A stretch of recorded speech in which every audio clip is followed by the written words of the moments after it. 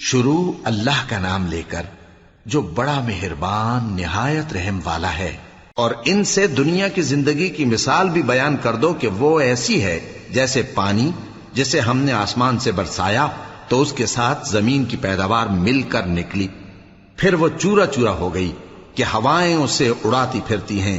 اور اللہ تو ہر چیز پر قدرت رکھتا ہے۔ مال اور بیٹے تو دنیا کی زندگی کی رونق و زینت ہیں، اور نیکیاں جو باقی رہنے والی ہیں وہ ثواب کے لحاظ سے تمہارے پروردگار کے ہاں بہت اچھی اور امید کے لحاظ سے بہت بہتر ہیں۔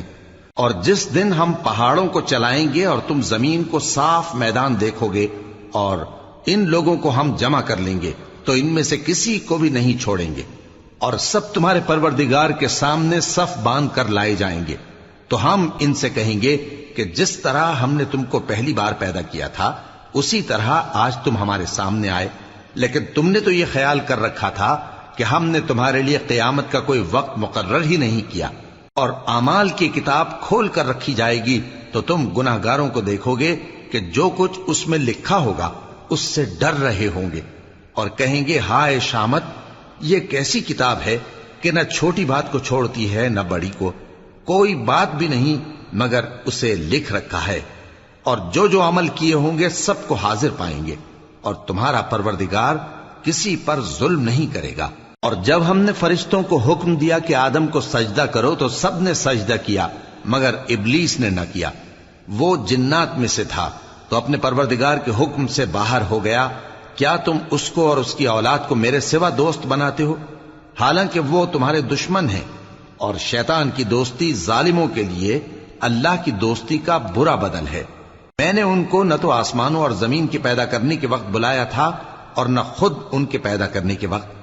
اور میں ایسا نہ تھا کہ گمراہ کرنے والوں کو مددگار بناتا۔ اور جس دن اللہ فرمائے گا کہ اب میرے شریکوں کو جن کی نسبت تم معبود ہونے کا گمان رکھتے تھے بلاؤ،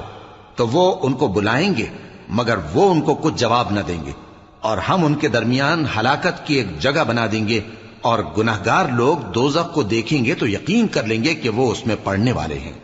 اور اس سے بچنے کا کوئی راستہ نہ پائیں گے۔ اور ہم نے اس قرآن میں لوگوں کے سمجھانے کے لیے طرح طرح کی مثالیں بیان فرمائی ہیں، لیکن انسان سب چیزوں سے بڑھ کر جھگڑالو ہے۔ اور لوگوں کے پاس جب ہدایت آ گئی تو ان کو کس چیز نے منع کیا کہ ایمان لائیں اور اپنے پروردگار سے بخشش مانگیں، بجز اس کے کہ اس بات کے منتظر ہوں کہ انہیں بھی پہلوں کا سا معاملہ پیش آئے یا ان پر عذاب سامنے سے آ جائے۔ اور ہم جو پیغمبروں کو بھیجا کرتے ہیں تو صرف اس لیے کہ لوگوں کو اللہ کی نعمتوں کی خوشخبریاں سنائیں اور عذاب سے ڈرائیں، اور جو کافر ہیں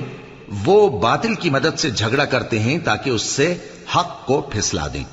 اور انہوں نے ہماری آیتوں کو اور جس چیز سے ان کو ڈرایا جاتا ہے اسے ہنسی بنا لیا ہے۔ اور اس سے بڑھ کر ظالم کون، جس کو اس کے پروردگار کی آیات کے ذریعے سمجھایا گیا تو اس نے ان سے منہ پھیر لیا، اور جو اعمال وہ آگے کر چکا اس کو بھول گیا۔ ہم نے ان کے دلوں پر پردے ڈال دیے کہ اسے سمجھ نہ سکیں، اور کانوں میں ثقل پیدا کر دیا ہے کہ سن نہ سکیں،